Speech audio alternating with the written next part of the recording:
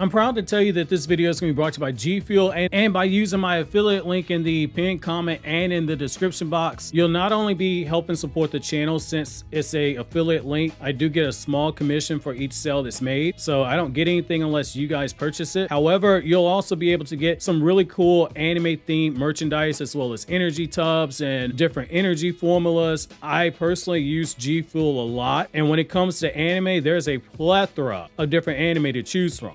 Dragon Ball Z, Naruto, My Hero Academia, Mobile Suit Gundam, Attack on Titan, and so many other series are available on the website in the form of energy formulas packed with all the vitamins that you need and just enough caffeine to get you going for your day, which most importantly, this cannot be understated. Unlike a lot of energy products that are out there, there is no crash and there is zero sugar. Two really huge selling points of why I personally support Gfuel. And they've even got energy themed hydration formulas filled with electrolytes. In typical anime fashion, I am going to need you guys to send me your energy by clicking the affiliate link in the description and in the pinned comment, so you can buy whatever anime themed product you want. It doesn't have to be Naruto, it can be whatever anime strikes your fancy, and when you do so, make sure to use my promo code KAGE to get yourself a discount. Yo, what's going on everybody? It's your boy Naruto Explain here, bringing you guys another Boruto 2 Blue Vortex discussion. Today, I want to bring you guys a discussion on what might have been some rather interesting tidbits of foreshadowing that we have in the last Boruto 2 Blue Vortex chapter, so chapter 12,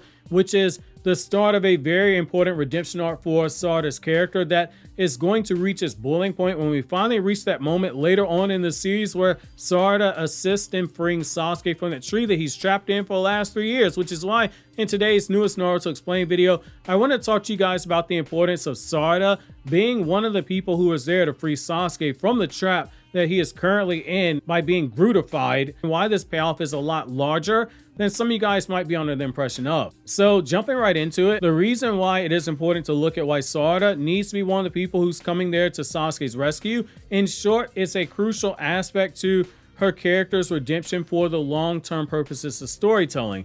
She needs this moment as much as Boruto needs it, and it's because of the fact that Sarada saving her father, and at the bare minimum playing a role in saving her father, is one of the last things she needs to do narratively in order to justify her ascension to the Hokage position later on. The thing that we have seen over and over since the concept of Omnipotence was casted was that the story was placing emphasis on Boruto and Sarada being the keys to unraveling everything that is going on. It was first dropped in the form of all the breadcrumbs when Boruto was suddenly finding himself a fugitive wanted for the murders of Naruto and Hinata, and everyone was trying to kill him. It was Sarada who was the one who was able to convince Sasuke he needs to go help Boruto, despite everyone in the world wanting Boruto's head. Sarada played a key role in saving Boruto in that very moment because Momoshiki was right there gaslighting Boruto. Boruto's body was in the process of betraying him in the sense that his karma seal was cutting on against his will, and he was telling Momoshiki to not harm his friends or else, and that's when he started to panic. Boruto was losing control of his body until Sasuke swooped in to save him, which that immediately suppressed Momoshiki's attempt to take over his body because Boruto was no longer in a state of depression and despair. His mental state of mind was too strong for Momoshiki to attempt that takeover. It's because of that plea by Sarada that all that was prevented. It's something that Momoshiki immediately took note of when he realized that Sarada was immune to omnipotence, and it pissed him off. In chapter 5 of Boruto 2 Blue Vortex, Sasuke says that the key to stopping whatever is going on with omnipotence, it is linked to Boruto and Sarada.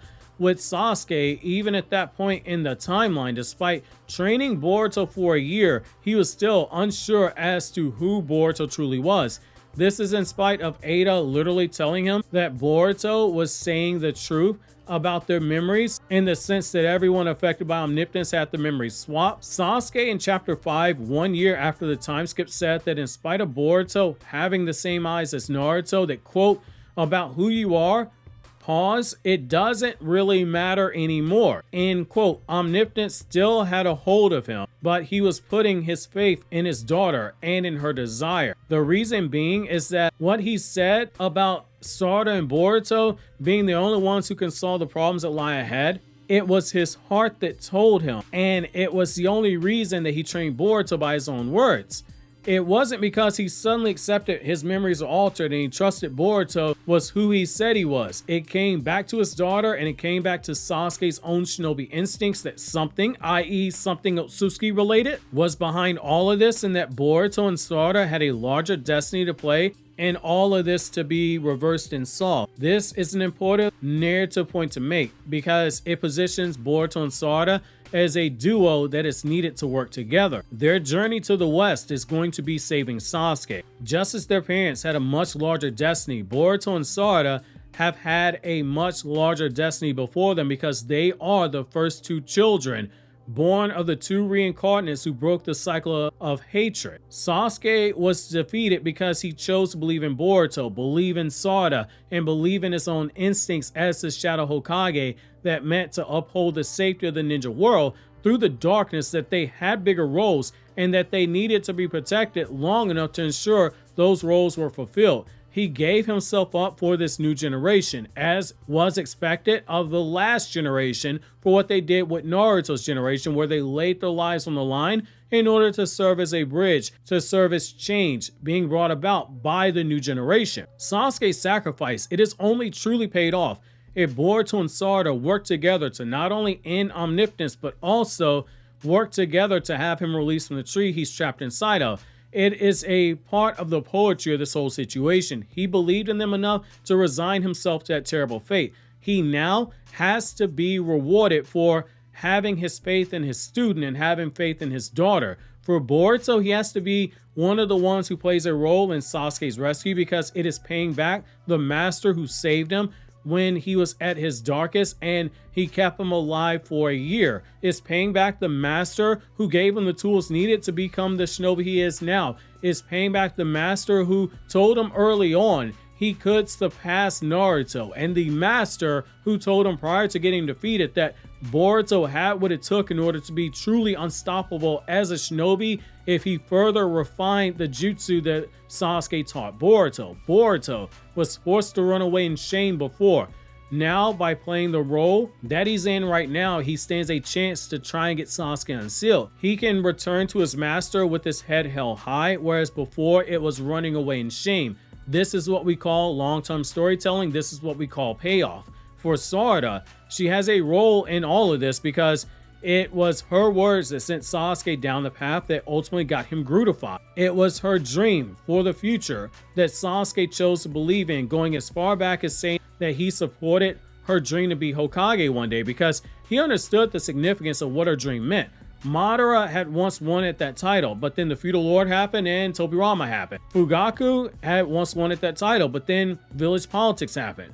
Itachi had once wanted that title, but then the same pitfalls that happened in Fugaku befell Itachi.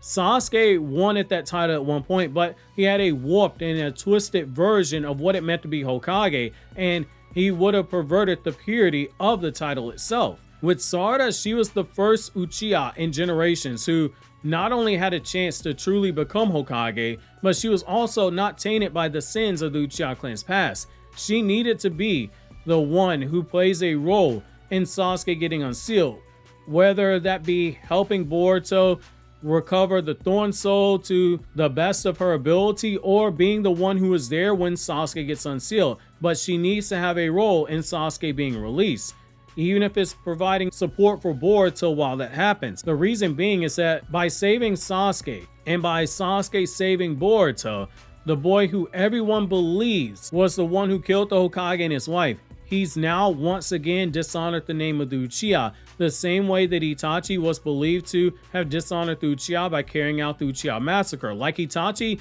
Sasuke did what he did for the betterment of the village, but the people of the village, they will never know the truth behind these actions taken. Most likely they won't know the truth. Sarada is now the daughter of a traitor, and she spent the last 3 years standing up for her father, both verbally and symbolically, by wearing the crest of her clan on her earrings, forcing people to be reminded and to confront her heritage. It's one thing to wear the crest on her back. Having the earrings is her putting it right in her face that you're looking her in the eye.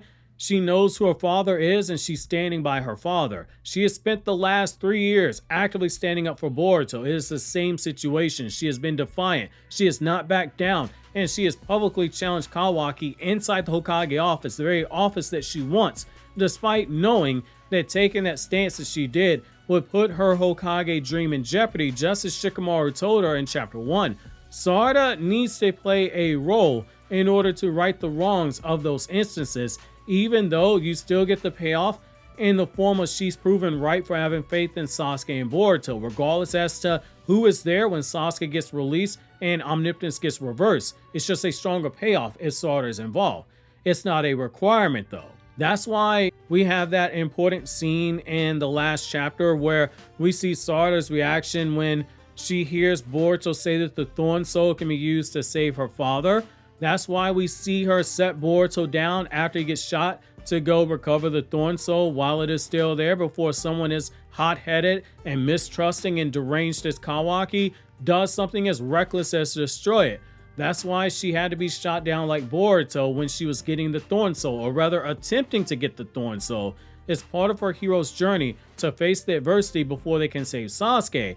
It's not by mistake that the two people who most desperately want to save Sasuke were also the ones shot by Jura, who ended up with the thorn soul, and it is a poetic choice, almost as poetic as me getting the thumbnail art commissioned where it's gonna have Tobirama wearing a Make Konoha Great Again hat with a chainsaw cutting down Sasuke's tree with Sarada crying. Because we're gonna bait the people who get pissed off over the thumbnails, and we're gonna bait the people who complain about how over the top the thumbnails are, and I can get like the screenshots and etc. sent to me because you guys make my day when you guys send that. Oh, they said this on Twitter, they said this on Reddit, they said this on Facebook. I laugh my ass off when I see that. Anyway, longtime viewers of the channel, you've heard me say this before. Boruto and Sarada, they, to a degree, they share characteristics of the two heroes from Kishimoto's work that he wrote after Naruto, but like Boruto, he had someone else who was once an assistant illustrate the story for him. Boruto and Sarada, they have loose similarities to Hachimaru, the samurai with the destiny bigger than the world that he went out into in the cosmos for a very heartbreaking ending, and Anne, the sister of a samurai like Hachimaru, a samurai who Hachimaru respected, and he was asked to protect Anne. Boruto's destiny is written in a way that alludes to something deeper with the Otsutsuki beings from outer space, and Sarada is written very similar to Anne, and that both were charges of the samurai code that had them being protected, which lines up with Sasuke's character and the master and student relationship of Boruto and Sasuke, which is dipped in a lot of samurai references. Hachimaru did all the fighting in the end of the series, but Anne, she also provided a crucial support role, in particular when it came to her prayers. Sasuke's words, they planted the seed that whatever bigger beyond Omnipotence was out there, Boruto might be doing the heavier lifting, since that's why he trained him. However, Sarada might be the one playing a support role, which is why Sasuke said it's you and Sarada who have to fix this. Which, to understand why I say this about Boruto and Sasuke's relationship, you want to click here for this video on the right that I did explaining the samurai elements of Boruto and Sasuke's relationship. Super proud of that video. A lot of research went into that one. And over here on the left, we have another video from my Anime Explained channel if you want to hear me talk about other anime.